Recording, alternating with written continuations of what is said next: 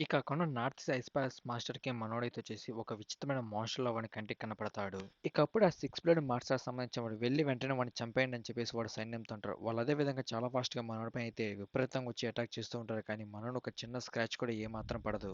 వాళ్ళు ఫైట్ చేస్తున్న విధానం చూసి మన మాస్టర్ చియాన్ అయితే కనిపెట్టేస్తారు. వీళ్ళు సిక్స్ బ్లేడ్ మాస్టర్‌కి సంబంధించిన సూపర్ టెక్నిక్స్ యూజ్ చేసి ఎందుకు నా పైన దాడి చేయట్లేదు. నా పైన ఇలాంటి సాధారణమైన అటాక్స్ పని చేయమని వీళ్ళకి తెలియదనుకుంటా అని చెప్పేసి రివర్స్‌లో మనోడు వాళ్ళ పైన అటాక్ చేసి దుమ్ము దులుపు తాకుండా ప్రతి ఒక్కరిని అయితే ఏసేస్తాడు. ఇక అదే సమయంలో వెనక నుండి ఒకడు మనోడి పైన గట్టిగా పంచ్ చేయడానికైతే ట్రై చేస్తూ ఉంటాడు. అదే సమయంలో మనోడు అటాక్‌ని అయితే బ్లాక్ చేస్తాడు. ఇక ఒక్కసారిగా మనోడు తన స్వాడ్ అయితే యాక్టివేట్ చేస్తాడు. అదంతా చూస్తే సిక్స్ బ్లేడ్ మార్షల్ సంబంధించిన వాడు ఏంటి వాడి చేయి ఇప్పుడు స్వాడ్‌లా మారిందా నమ్మలేకపోతున్నా. ఇదంతా వాడి సూట్ వల్లే జరుగుతుంది. నిజానికి వాడు ఒక రాక్షసుడు అని చెప్పి చాలా గట్టిగా అయితే అరుస్తాడు. ఇక వాడు చేసిన అటాక్ దెబ్బకి ఆ కొన్నవాడి చేయి పూర్తిగా అయితే కట్ అయిపోతుంది.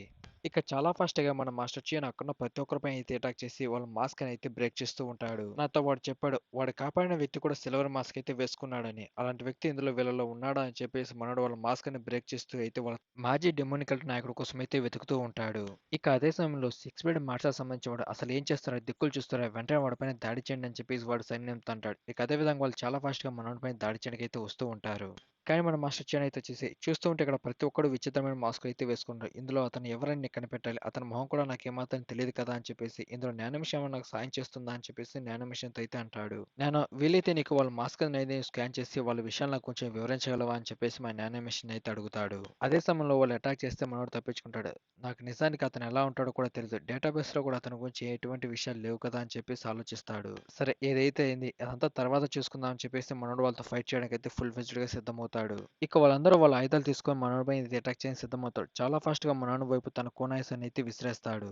వాళ్ళు చేసే అటాక్ దెబ్బకి మనోని ఒక చిన్న స్క్రాచ్ కూడా ఏమాత్రం పడదు. మనో అర్థం చేసుకుంటాడు. మీలో వాడు ఖచ్చితంగా లేడు. ఇలాంటి చిన్న చిన్న ట్రిక్స్ మీరు నా పైన ఎంతసేపు ఉపయోగిస్తారని చెప్పేసి అలాంటప్పుడు మీతో నాకు అవసరం లేదని అర్థం చేసుకొని వాళ్ళందరిని ఒకటే దెబ్బకి లేపేద్దామని ప్లాన్ చేస్తాడు. వాళ్ళు విసిరేసిన కూనాయిస్‌ని మనోడు రివర్స్‌లో తన స్వాడ్‌కి టెక్నిక్‌ని ఉపయోగించి వాళ్ళపైన దాడి చేసి ఒక్క సెకన్‌లో అక్కడున్న ప్రతి ఒక్కరినైతే ఏసి దొబ్బుతాడు. ఇది నాకు చాలా చిరాకు తెప్పిస్తుంది. వీళ్ళలో వాడు ఏమాత్రం లేడు. నిజానికి నేను హెవెన్లీ స్వాట్ టెక్నిక్ ఉపయోగించేవాడిని కనిపెట్టాలని చెప్పేసి అక్కడున్న వాళ్ళందరిని మనోడు స్కాన్ చేస్తూ అయితే వెతుకుతూ ఉంటాడు. ఇక ఇంకో సైడ్ దాన్నంతా చూస్తున్న మన మురికుటకు సంబంధించిన వాడైతే వచ్చేసి వాడు నిజంగా ఒక పెద్ద రాక్షసుడు నాకు తెలుసు. కానీ ఇంత ఘోరంగా ఉంటాడని ఏమాత్రం ఊహించలేదు. నువ్వు అది గమనించావా? ఒకే సమయంలో వాడు యుద్ధం చేస్తూ కూడా తన బాడీని అయితే రక్షించుకుంటూ ఉన్నాడు. అంతేకాదు తన బాడీని రక్షించుకోవడానికి తన అంతర్శక్తి కూడా ఏమాత్రం ఉపయోగించలేదు. అతను అది ఎలా చేయగలుగుతున్నాడో అర్థం కావట్లేదు అని మన మాస్టర్ చియాన్ గురించి మాట్లాడుకుంటూ ఉంటారు. ఇక అంతా చూస్తున్న సిక్స్ బైడ్ మార్షల్ సంబంధించిన వాడికి అసలు అర్థం కాదు. నా సైన్యంలో ఉన్న వాళ్ళని వాడంత త్వరగా ఎలా చంపగలిగాడు? కానీ మనోడైతే వచ్చేసి హెవెన్లీ స్వాట్ టెక్నిక్ ఉపయోగించేవాడు వాళ్ళలో ఎవరన్నా ఉన్నాడని చెప్పేసి అయితే వెతుకుతూ ఉంటాడు. ఇక జరుగుతున్న అక్కడంతా చూస్తున్న మరికొనికి సంబంధించిన లేడీ అయితే వచ్చేసి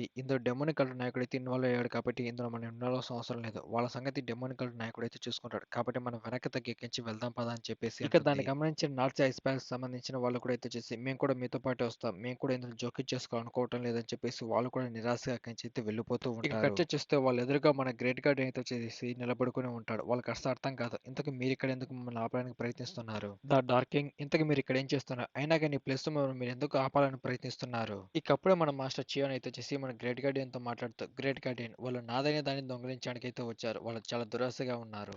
కాబట్టి వాళ్ళ పొగరంచు వాళ్ళు గాని ఎదురు తిరిగితే ఖచ్చితంగా కాకుండా ప్రతి ఒక్కరిని ఏసేయ్ అని చెప్పేసి అంటాడు. అసలు అర్థం కాదు. ఏంటి అసలు మీరు నిజానికి మమ్మల్ని ఎందుకు చంపాలని ప్రయత్నిస్తున్నారు? దానికి కూడా మన గ్రేట్ గాన్ సరే అంటాడు. మనోడి వెనక మన చియాన్ టీమ్ తో పాటు మన డెమోనికల్ సైన్యం సంబంధించిన ప్రతి ఒక్కరు అక్కడ ఉంటారు. ఇక మనోడి టీం అయితే వచ్చేసి మీరు ఎలాగంటే అలాగే డెమోనికల్ ఆడ్ ఇక్కడ ఉన్న వాళ్ళ సంగతి మేము చూసుకుంటాం అని చెప్పేసి అంటారు. ఇక అక్కడున్న ప్రతి ఒక్కరికి అసలు ఏమాత్రం అర్థం కాదు. ముందుకు వెళ్తే వాళ్ళ చేతిలో యుద్ధం చేసి మరణించాల్సి ఉంటుంది. వెనక్కి వెళ్ళిన అంతే పరిస్థితి. డెమోనికల్ నాయకుడు మనం ఊరికి వదిలిపెట్టే ప్రసక్తి ఏమాత్రం లేదు. వాడు ఖచ్చితంగా మనల్ని అయితే ఇక నార్త్ ఈస్ట్ ఐస్ ప్యాలెస్ సంబంధించిన మాస్టర్ అయితే వచ్చేసి ఇక మనకి వేరే ఆప్షన్ లేదు. వీళ్ళతో యుద్ధం చేసి మనం గెలుద్దాం పదా అని చెప్పేసి ఎవరు భయపడాల్సిన అవసరం లేదు. ముందుగా నేను వెళ్ళి యుద్ధం చేసి మీ అందరికి దారి క్లియర్ చేస్తాను. వెళ్దాం పదా అని చెప్పేసి యుద్ధానికైతే సిద్ధమవుతారు. ఇక మన గ్రేట్ గార్డియన్ అదే విధంగా నార్త్ ఈస్ట్ ఐస్ ప్యాలెస్ సంబంధించిన మాస్టర్ ఇద్దరు అయితే వచ్చేసి ఒకరితో ఒకరు చాలా భీకరంగా ఫైట్ చేసుకోవడం అయితే మొదలు పెడతారు. ఏంటి మీకు లొంగిపోవాలా లేదంటే మీకు ఎదురు తిరిగితే మీరు మమ్మల్ని చంపేస్తారా?